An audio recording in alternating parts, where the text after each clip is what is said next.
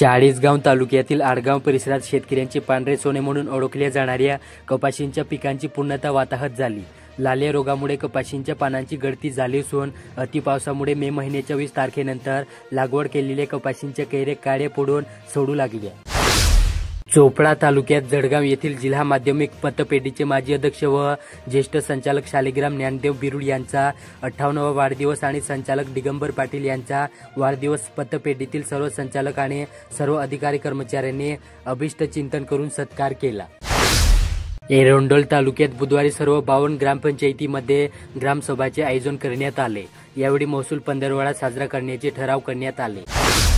रावेर तालुक्यात राजस्व विभागाच्या छत्रपती शिवाजी महाराज राजस्व समाधान शिबिर अंतर्गत राबवण्यात येणाऱ्या सेवा पंधरवड्याचा शुभारंभ आमदार अमोल जावळे यांच्या नेतृत्वाखाली खानापूर शिवार फेरीतून करण्यात आला। यावेळी खानापूर शिरूर शिव रस्त्याला अधिकृत संकेतक प्रदान करून या उपक्रमाची सुरुवात झाली। पाचोरा तालुक्यात अजिंठ्याचे डोंगर माथ्यावर 15 रोजी झालेल्या अतिवृष्टीमुळे पायथ्याशी असलेले पाचोरा तालुक्यातील सातगाव डोंगरीला सकाळी महापुराने थैमान घातले। त्याच दिवशी मध्यरात्री शिंदाळसह 11 गावांना महापुराने हाहाकार माजवला। यामुळे खरीप हंगामासह फळबाग पशुधन नष्ट झाल्याने शेतकरी पशुपालक हवालदिल झाला। या नैसर्गिक आपत्तीचे पंचनामे युद्ध पातळीवर सुरू असून शासन स्तरावर दखल घेऊन पालकमंत्री गुलाबराव पाटील, जलसंपदा व आपत्ती व्यवस्थापन मदत पुनर्वसन मंत्री गिरीश महाजन, जिल्हाधिकारी आयुष प्रसाद यांनी बाधित गावांना भेटी देऊन नुकसान पाहणी केली। अमळनेर तालुक्यात रोज सकाळी जेव्हा अमळनेरच्या स्टेशन रोडवर रिक्षा, दुचाकी, चारचाकी वाहनांची गर्दी असते, त्या गोंगटात एक वेगळाच अनोखा आवाज लक्ष वेधून घेतो। टांग्याच्या गोळ्याच्या टापा समजलेला घोडा, जुलजुलीत टांगा आणि त्यांच्या टपाटप आवाजातून जागा होणारं एक जुनं स्मरण। विशेष म्हणजे या टापाचा आवाज आजही दुचाकी, रिक्षा, चारचाकींच्या जमान्यात आपली जागा घेऊन आहे। जामनेर शहरात गणेशोत्सव मंडळाच्या धर्तीवर नवदुर्गा उत्सव मंडळांना परवानगी घेण्यासाठी पोलीस स्टेशनमध्ये ऑनलाईन अर्ज करावा लागणार असून आतापर्यंत एकूण 80 मंडळाचे अर्ज प्राप्त झाले। पोलीस स्टेशन अंतर्गत एकूण सार्वजनिक 194 मंडळे दरवर्षी परवानगी घेतात।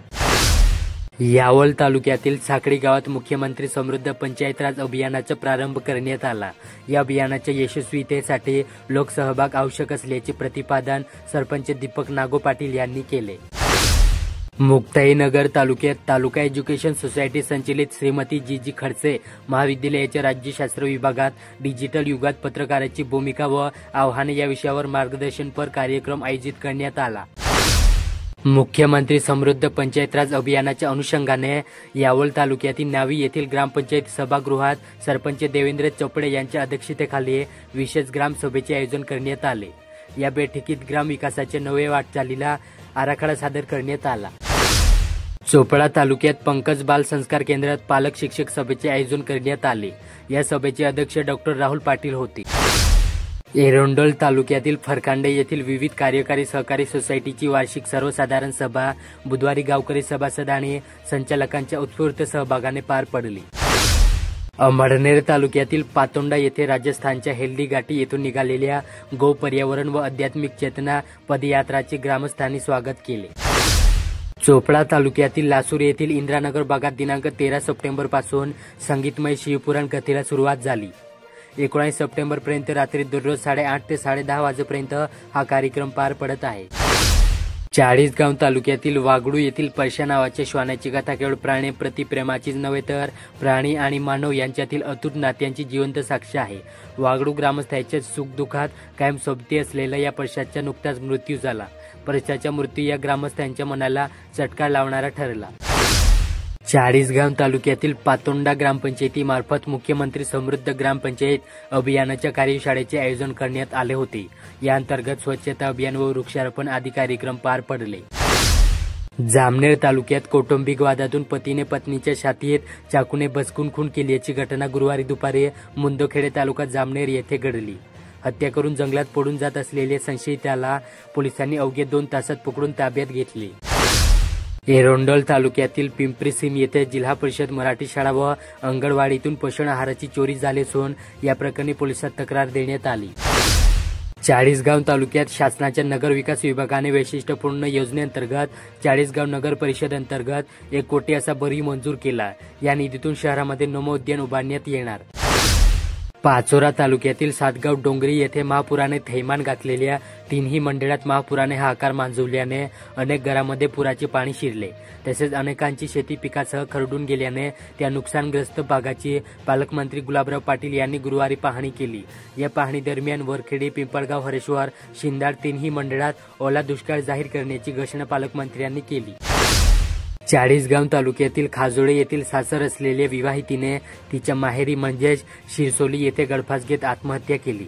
प्रतीक्षा चेतन शेळके असे तिचे नाव असून ती 5 महिन्याची गर्भवती होती। एरंडोल तालुक्यातील एका गावातून अज्ञात इसमाने काहीतरी आमिष दाखवून फूस लावून 17 वर्षीय अल्पवयीन मुलीला पळवून नेले।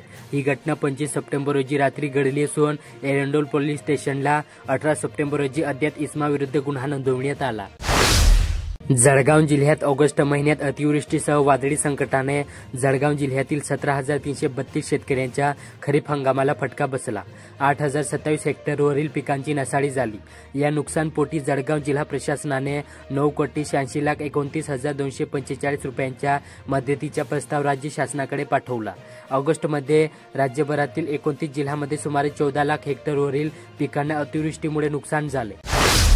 एरंडोल तालुक्यात सकाळी झालेल्या पावसामुळे ऐन खरीप हंगामात कपाशी, मका, सोयाबीन यासारख्या प्रमुख पिकांसह टोमॅटो, कांदा, रोपे, पालेभाज्या आणि फळभाज्यांना मोठा फटका बसला।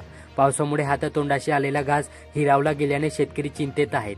कपाशी फुटल्याने वेचणी अशक्य झाली असून मका व सोयाबीन काढणीच्या वेळी आलेल्या पावसामुळे शेतकरी हवालदिल झाले।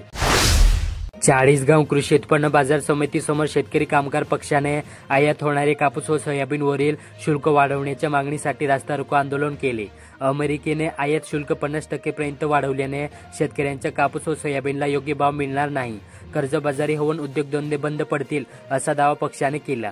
शासनाने हा तुगलकी निर्णय तत्काळ बंद करावा अशी मागणी करत तहसीलदारांना निवेदन सादर करण्यात आले। यावेळी पक्षाचे पदाधिकारी व मोठ्या संख्येने शेतकरी उपस्थित होते।